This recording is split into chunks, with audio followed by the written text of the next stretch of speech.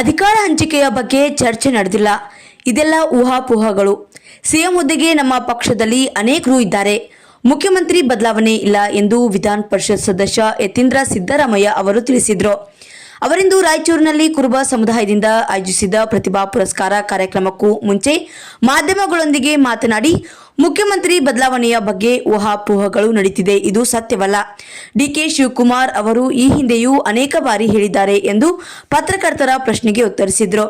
ಬೀದರ್, ಯಾದಗಿರಿ, ಕೊಪ್ಪಳ ಸೇರಿ 4 ಜಿಲ್ಲೆಗಳ ಕುರುಬ ಸಮುದಾಯದವರಿಗೆ ಎಸ್ಟಿ ಮೀಸಲಾತಿ ನೀಡುವ ಬಗ್ಗೆ ಕೇಂದ್ರ ಸರ್ಕಾರಕ್ಕೆ ಶಿಫಾರಸು ಮಾಡಿದ್ದಾರೆ. ಇದು ಕೇಂದ್ರ ಸರ್ಕಾರದ ವ್ಯಾಪ್ತಿಗೆ ಬರುತ್ತದೆ. ಏನಾಗಲಿದೆ ಕಾದು ನೋಡಬೇಕು ಎಂದರು.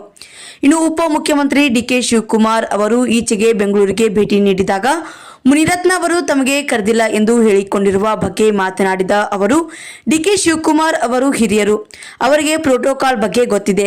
ಹದಗೆಟ್ಟ ರಸ್ತೆ, ಇತರೆ ಅಭಿವೃದ್ಧಿ ಕಾರ್ಯಗಳ ಬಗ್ಗೆ ವೀಕ್ಷಣೆಯನ್ನ ಮಾಡಲು ಹೋಗಿದ್ದಾರೆ. ಅವರ ಕ್ಷೇತ್ರಕ್ಕೆ ಬಂದಾಗ ಕರೆದಿಲ್ಲ ಎನ್ನುವುದು ತಪ್ಪು. ಅವರಿಗೆ ಕ್ಷೇತ್ರದ ಬಗ್ಗೆ ಕಾಳಜಿ ಇದ್ರೆ ಕರೆಯದಿದ್ರೂ ಭಾಗವಹಿಸಬೇಕು ಎಂದು ಹೇಳಿದರು.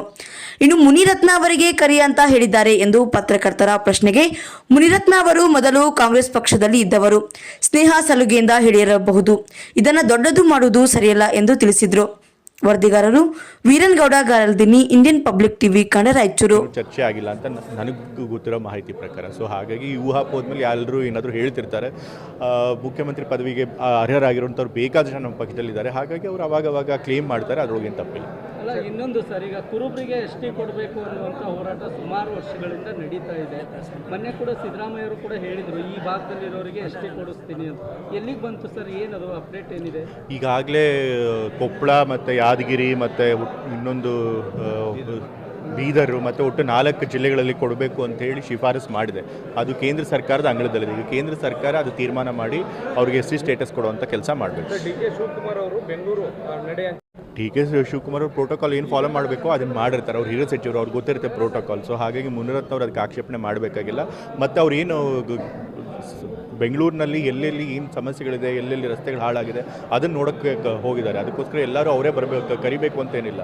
ನಿಜವಾಗ್ಲೂ ಅವ್ರಿಗೆ ಅವ್ರ ಕಾನ್ಸ್ಟಿಟ್ಯೂನ್ಸಿ ಮೇಲೆ, ಕ್ಷೇತ್ರದ ಜನ ಮೇಲೆ ಕಾಳಜಿ ಇದ್ದಿದ್ರೆ ಅವ್ರು ಕರೀಲಿ ಬಿಡಿಲಿ, ಇವರೇ ಜೊತೆಗೆ ಹೋಗಿರೋರು. ಅಲ್ಲ, ಮುನಿರತ್ನ ಅವರನ್ನ ಕರಿಯ ಇಲ್ಲ ಬಾ ನೀನು ಅಂತ ರೀ ಪ್ರತಾಪ್ ಸಿಂಹ ಯಾರ್ರೀ?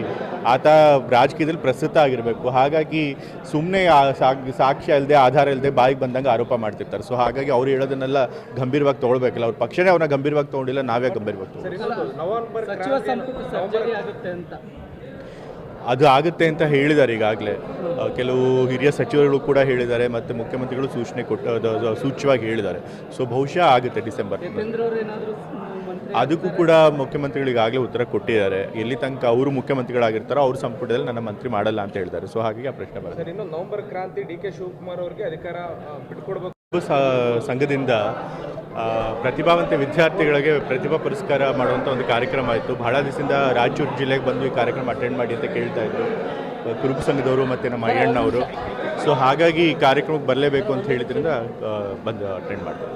ಸರಿ ಸರ್, ಸಿ ಎಂ ಅವರು ಔತಣಕೂಟ ಕರೆದಿರುವಂಥದ್ದು, ಅದ್ರ ಬಗ್ಗೆ ಏನು ವಿಚಾರ? 6 ವರ್ಷಕ್ಕೆ ಹೇಳಿದ್ರು, ಈ ಬಾರಿ ಖಂಡಿತವಾಗ್ಲೂ ಕೆಲವರು ಹೇಳ್ತಿರ್ತಾರೆ. ಬಟ್ ನಿಜವಾಗ್ಲೂ ಮಾತುಕತೆ ಏನು ನಡೆದಿದೆ ಯಾರಿಗೂ ಗೊತ್ತಿಲ್ಲ. ಎಲ್ಲರೂ ಕೂಡ ಊಹಾಪೋಹದ ಆಧಾರದ ಮೇಲೆ ಹೇಳ್ತಾರೆ. ನನಗೆ ಗೊತ್ತಿರೋ ಹಾಗೆ ಆ ರೀತಿ ಏನು ಅಧಿಕಾರ ಹಂಚಿಕೆ ಬಗ್ಗೆ ಏನು ಚರ್ಚೆ ಆಗಿಲ್ಲ ಅಂತ ನನಗೂ ಗೊತ್ತಿರೋ ಮಾಹಿತಿ ಪ್ರಕಾರ. ಸೊ ಹಾಗಾಗಿ ಈ ಊಹಾಪೋದ್ಮೇಲೆ ಎಲ್ಲರೂ ಏನಾದರೂ ಹೇಳ್ತಿರ್ತಾರೆ. ಮುಖ್ಯಮಂತ್ರಿ ಪದವಿಗೆ ಅರ್ಹರಾಗಿರುವಂಥವ್ರು ಬೇಕಾದ ಜನ ನಮ್ಮ ಪಕ್ಷದಲ್ಲಿದ್ದಾರೆ. ಹಾಗಾಗಿ ಅವರು ಅವಾಗವಾಗ ಕ್ಲೇಮ್ ಮಾಡ್ತಾರೆ, ಅದ್ರೊಳಗೇನು ತಪ್ಪಿಲ್ಲ. ಅಲ್ಲ, ಇನ್ನೊಂದು ಸರ್, ಈಗ ಕುರುಬರಿಗೆ ಎಸ್ಟಿ ಕೊಡಬೇಕು ಅನ್ನುವಂಥ ಹೋರಾಟ ಸುಮಾರು ವರ್ಷಗಳಿಂದ ನಡೀತಾ ಇದೆ. ಮೊನ್ನೆ ಕೂಡ ಸಿದ್ದರಾಮಯ್ಯವರು ಕೂಡ ಹೇಳಿದರು, ಈ ಭಾಗದಲ್ಲಿರೋರಿಗೆ ಎಸ್ಟಿ ಕೊಡಿಸ್ತೀನಿ ಅಂತ. ಎಲ್ಲಿಗೆ ಬಂತು ಸರ್? ಏನದು ಅಪ್ಡೇಟ್ ಏನಿದೆ? ಈಗಾಗಲೇ ಕೊಪ್ಪಳ ಮತ್ತು ಯಾದಗಿರಿ ಮತ್ತು ಇನ್ನೊಂದು ಬೀದರು ಮತ್ತು ಒಟ್ಟು 4 ಜಿಲ್ಲೆಗಳಲ್ಲಿ ಕೊಡಬೇಕು ಅಂತ ಹೇಳಿ ಶಿಫಾರಸು ಮಾಡಿದೆ. ಅದು ಕೇಂದ್ರ ಸರ್ಕಾರದ ಅಂಗಳದಲ್ಲಿದೆ. ಈಗ ಕೇಂದ್ರ ಸರ್ಕಾರ ಅದು ತೀರ್ಮಾನ ಮಾಡಿ ಅವ್ರಿಗೆ ಎಸ್ಟಿ ಸ್ಟೇಟಸ್ ಕೊಡುವಂಥ ಕೆಲಸ ಮಾಡಬೇಕು. ಡಿಕೆ ಶಿವಕುಮಾರ್ ಅವರು ಬೆಂಗಳೂರು